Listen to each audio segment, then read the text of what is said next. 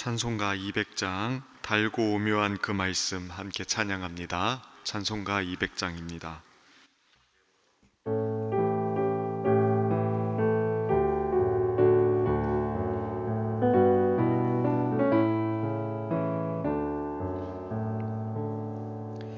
달고 오묘한 그 말씀 생명의 말씀은 귀한 그 말씀 진실로 생명의 말씀이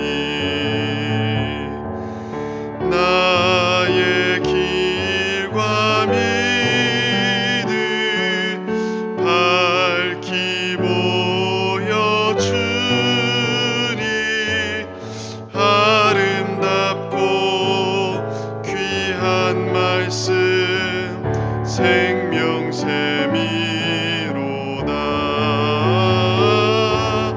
아름답고 귀한 말씀 생명샘이로다.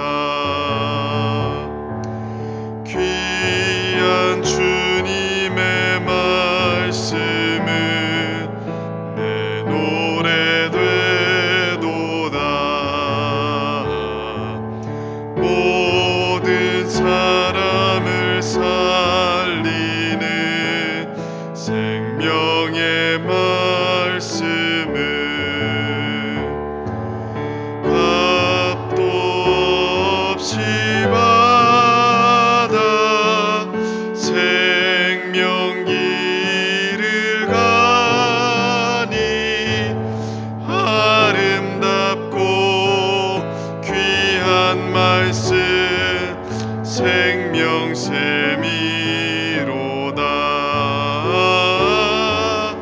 아름답고 귀한 말씀 생명샘이로다. 널리 울리어 퍼지는 생명의 말씀은 마음의 용서와 평안을 골고루 주나니 다만 예수 말씀 듣고 복을 받네. 아름답고 귀한 말씀 생명샘이로다. 아름답고 귀한 말씀 생명샘이로다.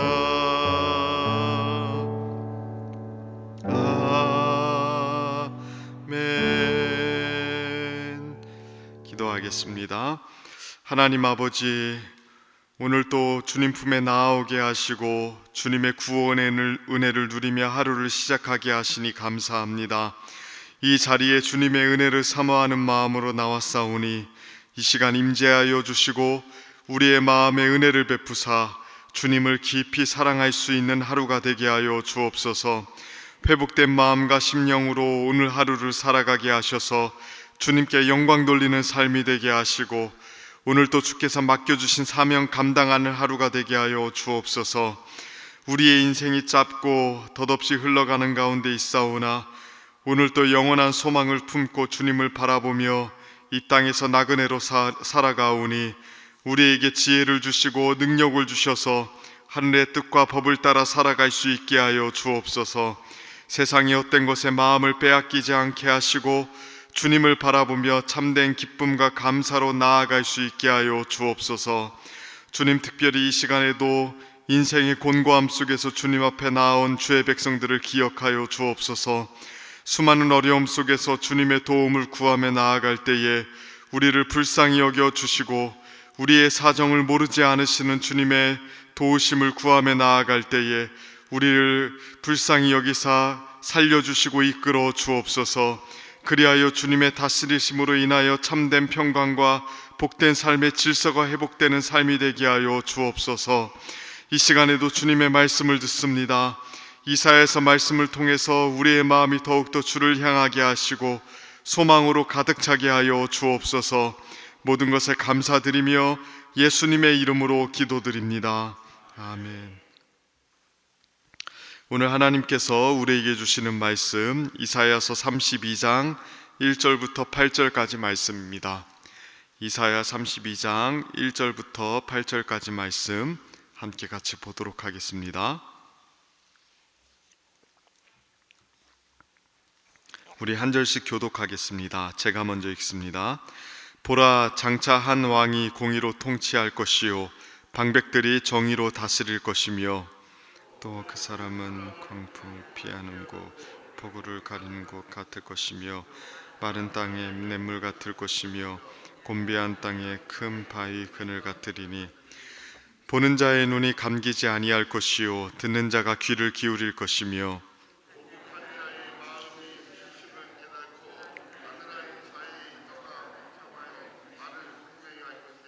어리석은 자를 다시 존귀하다 부르지 아니하겠고 우둔한 자를 다시 존귀한 자라 말하지 아니하리니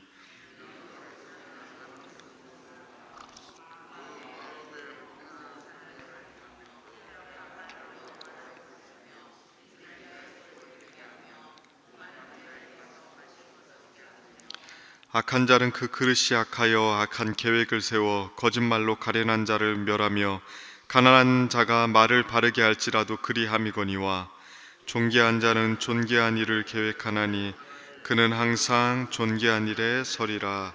아멘. 오늘도 이 새벽에 주님의 은혜를 사모하며 나온 우리 성도님들에게 주님께서 말씀 주시고 또 기도에 응답 주시기를 축복합니다. 오늘 본문을 보면 이스라엘 백성들이 또 하나님의 백성들이 전적으로 의지해야 될 분이 누구인지를 분명하게 이야기하고 있죠. 우리 어제 본문, 그러니까 바로 앞본문에서는 하나님께서 이스라엘 백성들에게 애굽과 그들의 우상을 의지하지 말 것을 굉장히 분명하게 경고하셨습니다. 그렇다면 이스라엘 백성들이 의지해야 될 분은 누굽니까? 1절을 보면 이렇게 이야기하죠. 보라, 장차 한 왕이 공의로 통치할 것이요 한 왕이 나타나서 이스라엘 백성들을 통치할 것이라고 이야기합니다.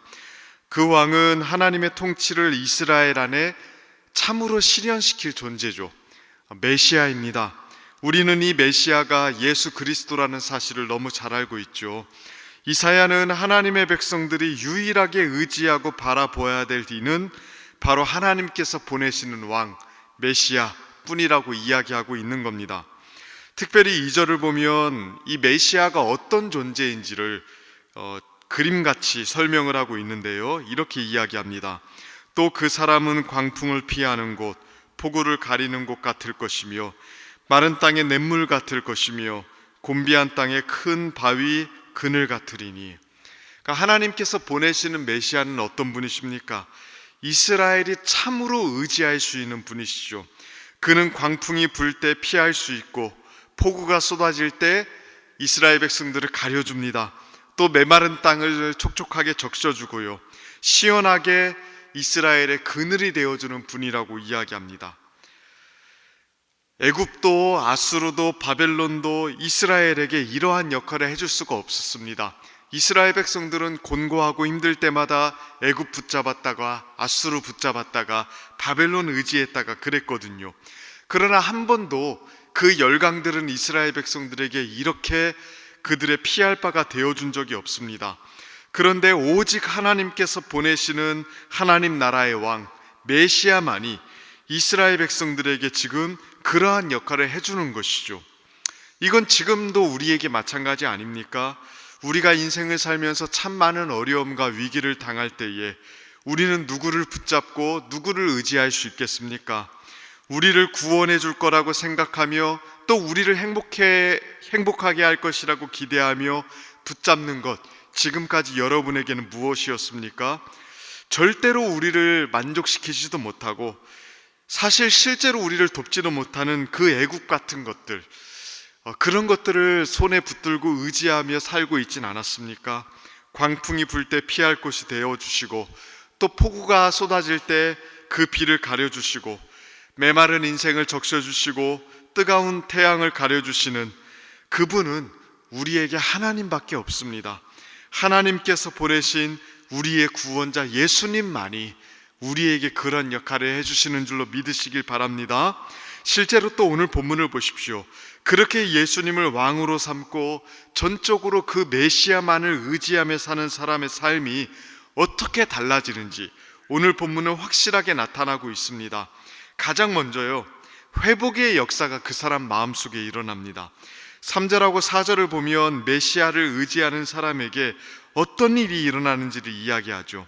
보는 자의 눈이 감기지 아니할 것이요, 듣는 자가 귀를 기울일 것이며, 조급한 자의 마음이 지식을 깨닫고 어눌한 자의 혀가 민첩하여 말을 분명히 할 것이라.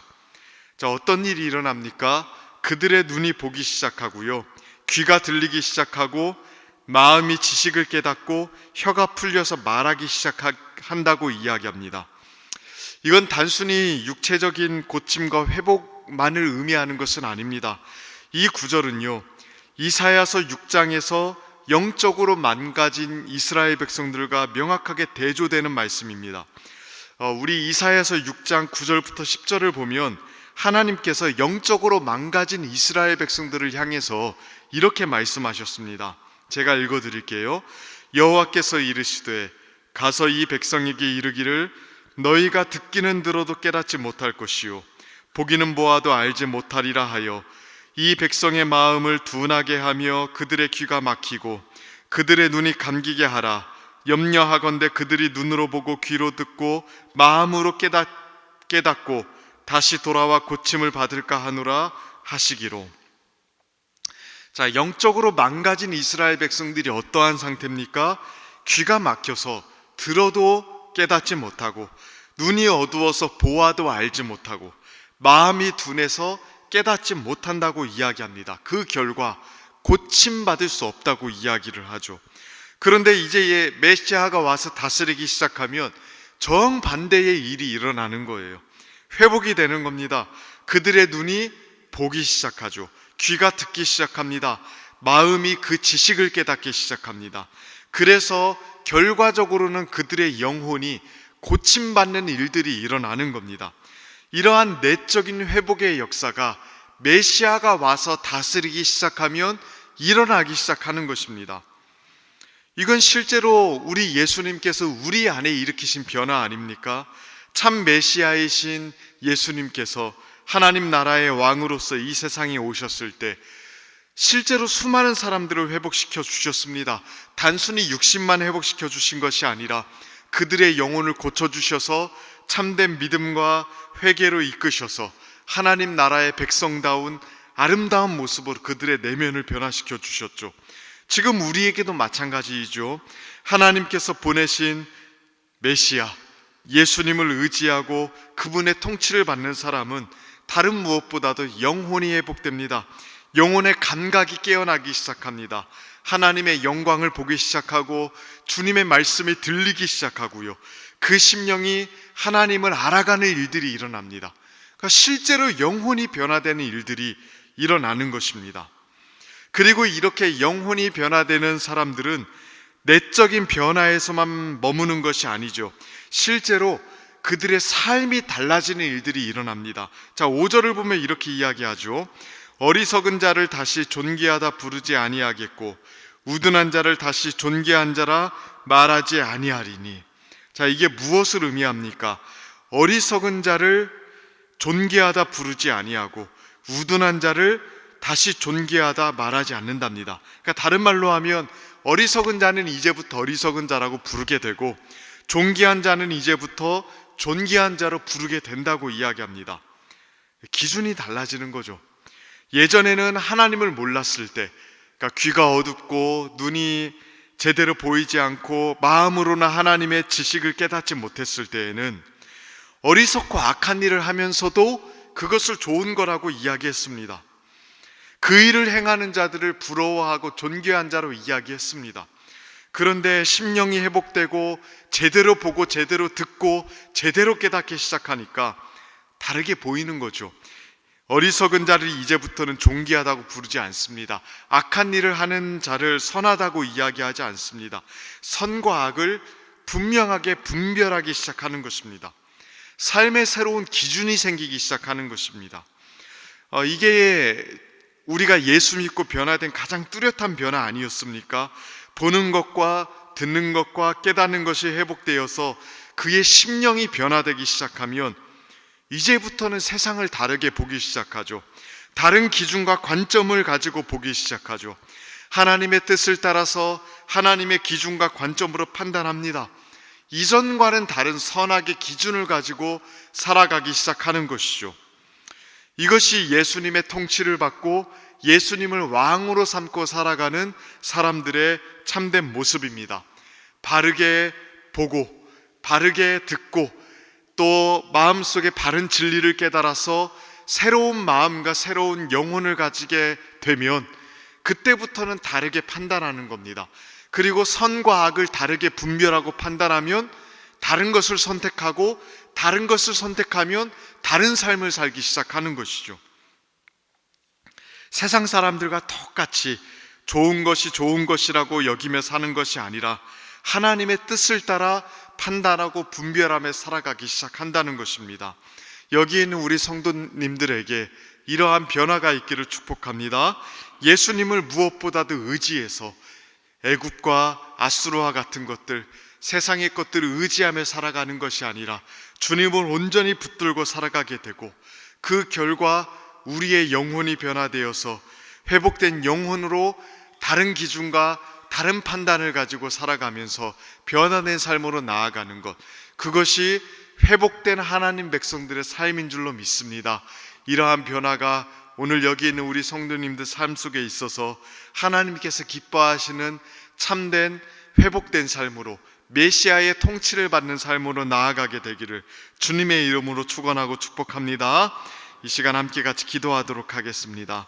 이 시간 같이 기도할 때에 무엇보다 주님 우리에게 은혜를 베풀어 주셔서 무엇보다 우리의 마음과 영혼이 회복되게 하시고 주의 진리의 말씀을 듣고 주님의 영광을 보고 주님을 아는 지식을 깨달아 이 세상을 올바르게 바라보고 분별하며 살아갈 수 있도록 해달라고 우리에게 그러한 은혜를, 회복의 은혜를 주시도록 기도했으면 좋겠습니다. 또한 교회를 위해서 기도해 주십시오. 주님의 몸된 교회가 주의 은혜 안에 더욱더 든든히 세워질 수 있도록 기도해 주시고 또 교회가 진행하는 모든 사역 위에 하나님 은혜 베풀어 주시고 또 10월에 진행되는 모든 야외와 행사 가운데 은혜 베풀어 주셔서 성도의 교제가 회복되는 일들이 있을 수 있도록 기도해 주시기를 바랍니다. 특별히 우리 11월 19일에 있을 새생명 축제를 위해서 기도해 주시고 이번 한 주간 또 새 생명을 품고 작정하는 한 주가 될 수 있도록 우리 마음속에 주님의 마음을 주셔서 한 영혼을 품고 기도하는 일들이 있을 수 있도록 기도해 주시기를 바랍니다. 또 나라와 민족을 위해서 기도해 주시고 한국 교회와 또 이 나라의 안보를 위해서도 또 북한 땅을 위해서도 기도해 주시기를 바랍니다. 이 시간 주님 말씀 붙잡고 또 교회와 나라와 민족 한국 교회를 위해서 우리 주여 한번 간절하게 부르시며 나아가도록 하겠습니다. 주여, 살아계신 하나님 아버지 도와주시고 이끌어 주옵소서. 오늘 또 하나님 주님 말씀 붙잡고 나아갑니다. 우리에게 은혜 베풀어 주실 주님을 기대하며 나아갑니다. 망가진 우리의 마음을 고쳐 주옵소서. 듣지 못하고 보지 못하고 깨닫지 못하여 회복되지 못하는 우리의 마음이 다시금 주께서 베풀어 주시는 은혜로 회복되어서 주를 붙들고 나아가는 일들이 있도록 하나님 도와주시고 인도하여 주옵소서. 오늘 또 하나님 아버지 주님 우리에게 말씀 들려주시고 우리의 심령을 깨닫게 하시며 회복시켜 주시기를 원합니다.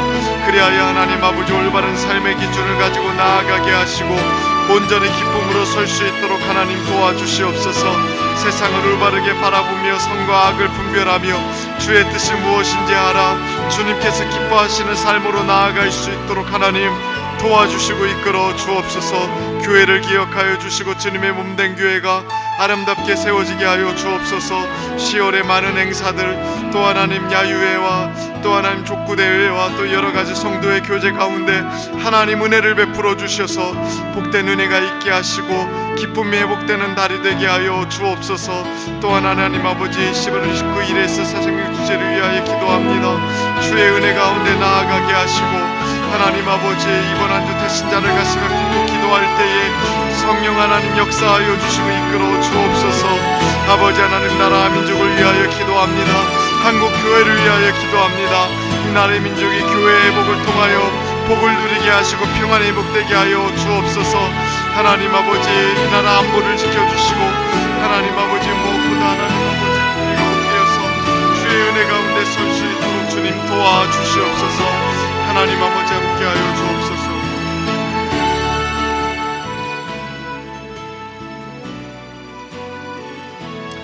우리 한 번 더 기도할 때에 매주 수요일은 특별히 우리 교회 교육부서와 다음 세대를 위해서 기도하는 날입니다. 이 시간 기도하실 때에 주여 우리 교회 모든 교육부서들을 살려주시사 은혜 충만하게 하여 주옵소서. 교육부를 섬기는 모든 사역자들과 교사위에 성령으로 기름 부어 주옵소서. 또 우리 자녀들을 다음 세대를 이끌어갈 하늘의 지도자들로 사용하여 주옵소서. 이러한 기도 제목들로 기도해 주시고 계속해서 담임 목사님을 위해서 기도해 주시고 함께 동역하시는 장로님들과 교역자들이 사랑으로 하나 되어 온 교회가 성령으로 충만한 가운데 부흥의 역사를 이루게 해달라고 기도해 주시기를 바랍니다. 교육부서와 다음 세대를 위해서 합심으로 기도하신 후에는 자유롭게 기도하시면 되겠습니다. 이 시간 기도하실 때에 먼저 저를 따라해 주시기를 바랍니다. 주여 우리 자녀를 살려 주옵소서. 주여 우리 자녀를 살려 주옵소서. 다같이 주여 한번 간절하게 부르시며 기도합니다. 주여 살아계신 하나님 아버지 도와주시고 이끌어 주시기를 원합니다. 주의 은혜 가운데 나아갑니다. 우리 다음 세대를 살려주시고 우리 자녀들을 살려 주옵소서. 하나님 우리 교회가 우리 교회 부석들을 살려주시사 은혜 충만하게 하시고 성령